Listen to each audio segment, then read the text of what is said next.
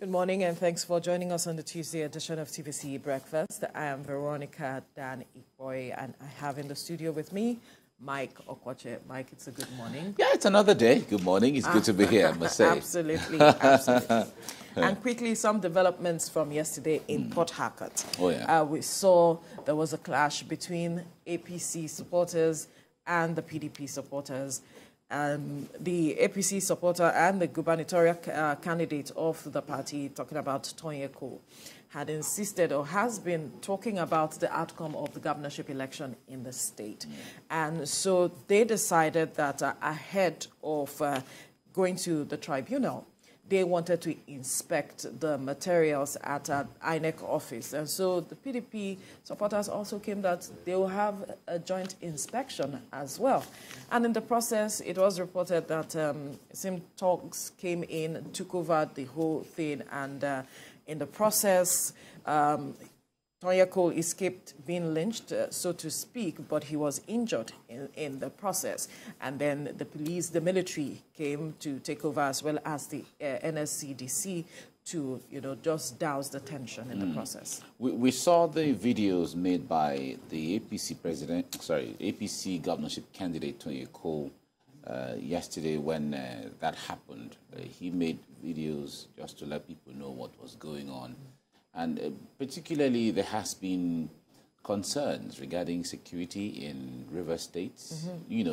Tension, somewhat, kind of.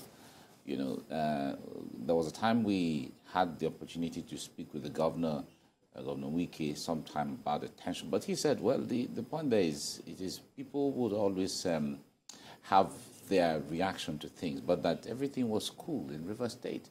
But this tells that all is not well when it comes to every side of the divide coming on board to, work to following the process.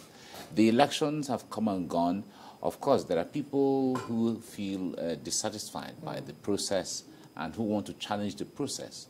As far as the law is concerned, everyone who is aggrieved, they have the right to look at the papers, to look at the process, to look at the ballot processes through the legal means.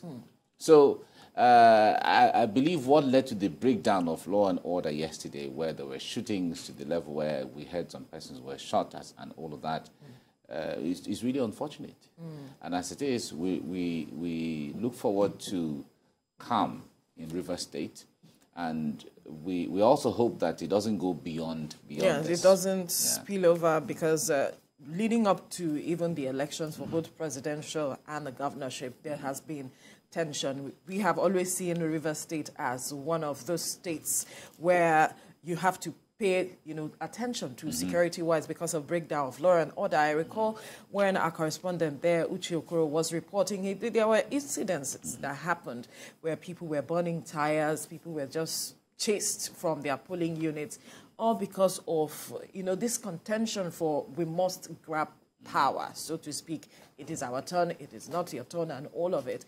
I think it's high time Nigerians come to a place where we begin to celebrate our democracy. Like some have said, we shouldn't make it a do-or-die affair, because the lives of people are involved and it matters. If people have said this is their choice, you have other legal means. If you are not satisfied with the choice they make, like you pointed out, legal means is there, and we must begin to trust the institution to, deliver on its responsibilities, because at the end of the day, what we are seeing playing out is a matter of not trusting the system. Yeah, the point there is the issue of trusting the system. Although we have seen instances in the past where the system had actually failed. All right. We've seen instances, but the point there is... Some would say failure is relative. Yeah, of course. But the point there is in a situation where justice is done, but it's not seen to have been done, like we used to say, but when the court has made a pronouncement, whether they are right or they are wrong, in the eyes of whoever took his or her case to court, you have to abide by it that way. That's it. So that is what we have for now. At least we have not contracted God from heaven to come and be the judge over our issues for now. By the time we do that, then we can know that since God even sees the heart of anybody, whether in fact, your intention, you would have known before you committed the crime. But the point there is, here we are having human beings preside or superintend over an issue that they were not present when it happened, but when you bring your evidence to them based on your claim, they look at what you have said and what the other person has said, what you have done and what the other person has done, and said, okay, this person is the one who is right, this person is the one who is wrong. That is what guides us for now. Based on the evidence. Based on the evidence. So we don't have any other choice. So we should learn to trust the system. It is a system, the judicial system especially, in the case of election, that we have for now. We don't have any other place. The issue there is, Rivers State has been lucky.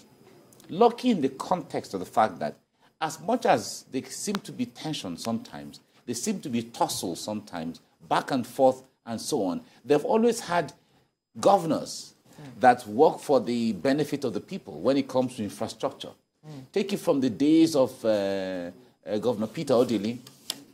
Rivers benefited so much from his governorship at the time, and then to Chibuike Amechi, and then to Governor Wike now, who has taken it to another level altogether. But the point there is, they have always been lucky having governors, no matter how they fight, no matter what kind of differences they have with each other and all of that, the governors always have been lucky in comparative terms with other governors, you know, investing so much in infrastructure. Right. So we only hope that that robustness in the governance and infrastructure translates into the peace and coexistence of residents and indigents of Rivers State.